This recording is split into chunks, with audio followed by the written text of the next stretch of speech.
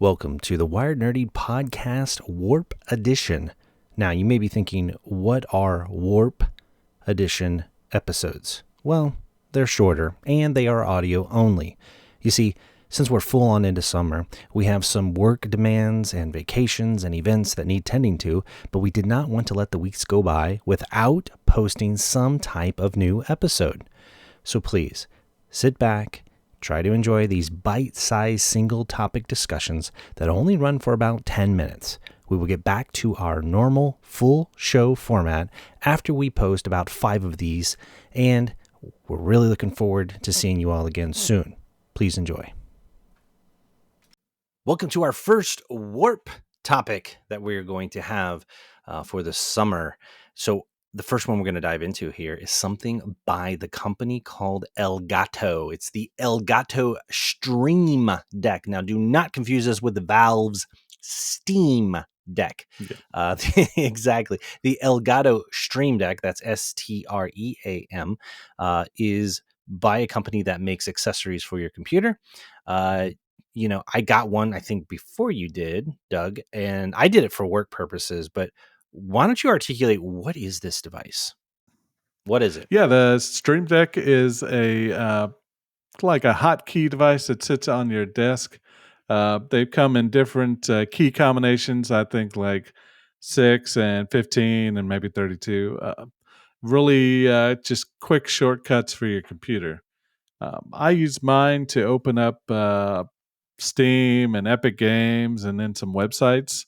I've got Google Docs and my personal bank and photos, Gmail, Facebook, stuff like that.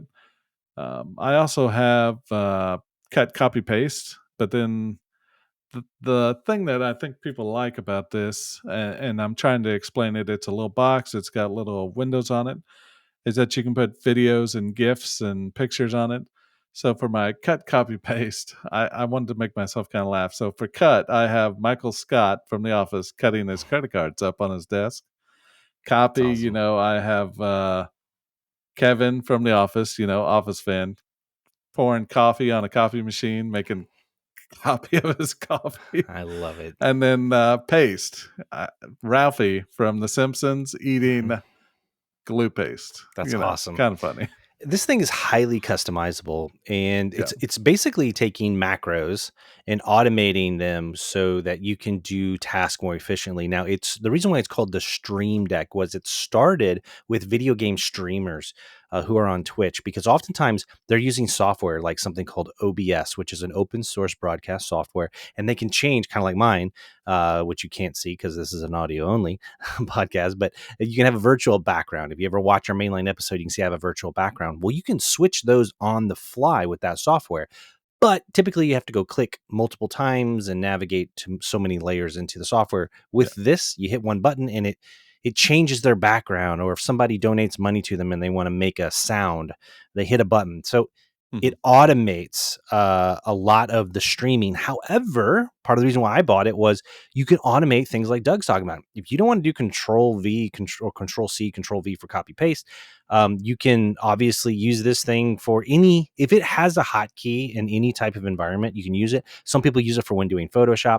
I picked it up for Zoom. I work from home. I spend such a large portion of my time on camera. And oftentimes when I'm presenting, I want my name to pop up, kind of like a newscaster, go away.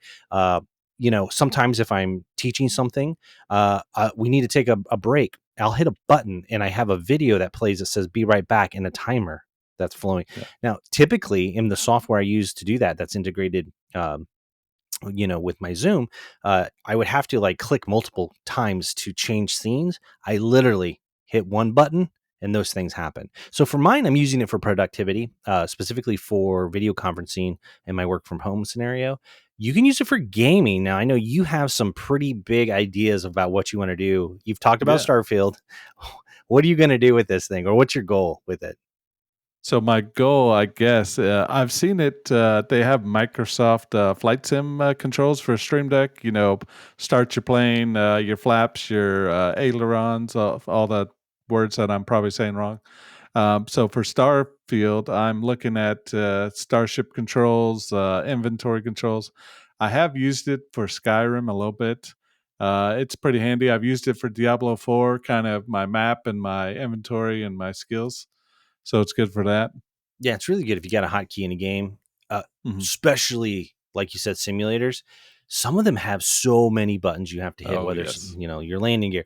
I know one space game that I play, Elite Dangerous. I've used it for that before because it's so complicated to fly the spaceship. You have to request clearance to dock, then you have to lower your landing gear. It's very much kind Yeah. of like flight sim, and it really does make it so much better in way of being able to play the game, is that you're not having to hit so many keys on the keyboard. Absolutely. And I think for those out there that, now I've got the 15 button one. It was a little pricey. I'm not a streamer. I probably don't need it, but I just thought this is really cool. But for those out there that want to get started before you invest some money, they have a Stream Deck for the iPhone and a Stream Deck for the Android. It's an app. So, an app, yep. So it kind of has the buttons. It's on your phone. You can program it, I believe, the same way as the others with some custom GIFs or GIFs. I always say that wrong. My bad. It's GIF Um, with a yeah, G, no J, man. I know. Not G for GIF like graphic. the peanut butter. No, don't get me started, man. You're starting to trigger uh, me now. I just like all the haters out there sending us messages Oh, right come now. on, man. Don't. So It's GIF, and then no, custom no, no, no. videos and It's GIF. It's GIF with a gosh dang G. it. It We'll cut stands that for out, right? graphical. No, we're leaving it in. It stands for graphical interface format. Graphical is spelled with the G. All right. So whatever that word is, you can program your phone with it. So that's what I would recommend for people that don't want to maybe invest in hardware. Just get the free app. We're off the Oh rails yeah. with this first warm episode. I'm He triggered me, guys. this. I'm sorry. I couldn't Yeah. let it go. I mean, come on, Doug. You know better. Come This on. is why it's a warp episode because Doug needs to go to bed. There you go. No, these things are awesome. You can get started. The one I have is a. Did you start with a mini? You have a bigger one than me, don't you? What do you have? I started with the mini, and I thought because I was playing video games with it, I said that's not enough buttons, but it probably Yeah. was. I have 6 buttons. I have the mini. You have 2 layers of navigation. So if you hit one button, you can go into another layer. But it's 6 buttons. So I still have the mini one. Doug went with the little bit larger one, and there's one even bigger than that. And now they have them with dials. Hmm. So you can adjust volume and all kinds of stuff. So I think Amazon's showing the mini right about $70. I actually picked mine up for $50 from Target when I hit a Black Friday sale. So if you want to start low level with it, otherwise the next step up, I believe the one that Doug has is about 149. It looks like from That sounds Amazon. right. And then there is a classic version, which is even bigger than Doug's, but I think it's a little bit older. It's 115 from Amazon. But Yeah. if you want the latest and greatest, it's $200, which we do not have. They No. do have an XL model that's 214 that has just tons of buttons on it. Way Which way too many buttons. oh Yeah. yeah, video editors, or people doing Well, Photoshop. yeah, I think the reason I didn't get that is the ability to add more pages. Mhm.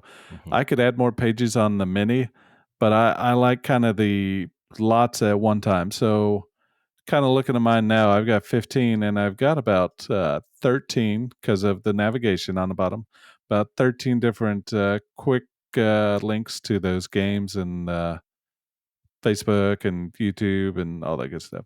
It's crazy how much time it can save you. I'm always switching between my speakers and my headset, like my Hmm. headphones, especially switching between calls or whether I'm gaming or listening to music.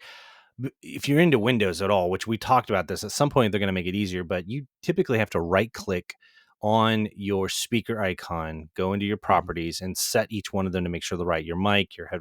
I was able to automate all that with one button push, just flip between the two, whether I was using a different mic. So if you have multiple inputs, you can also switch very quickly with it for just Windows function, or you can mute all inputs, right? If you don't trust Zoom or Microsoft Teams to do the software mute, you can do a hardware mute. There's a master switch in it. So basically it's a macro, and you just hit it and you can mute all your mics. So Yeah, I have the same thing as well. And then, people have watched us or watched me upgrade. I got a light now. I have a control, which it's audio only, to control my light, turn it off, turn it on. So that's pretty cool. oh, that's pretty awesome. I didn't know you had integrated that. That's pretty cool. Yeah. So for those in the audio world, just imagine and Keith's reaction. I'm turning my light on and off here. Yeah, but it's an audio, so only Yeah, this warp you know. episode. All right, so that does it for our first warp episode. If you're interested in the stream deck, again, remember we did not get paid for this, so this is just No, our not at personal all. opinion. That's all it is. So hope you enjoyed the first warp episode, and we will see you guys next week.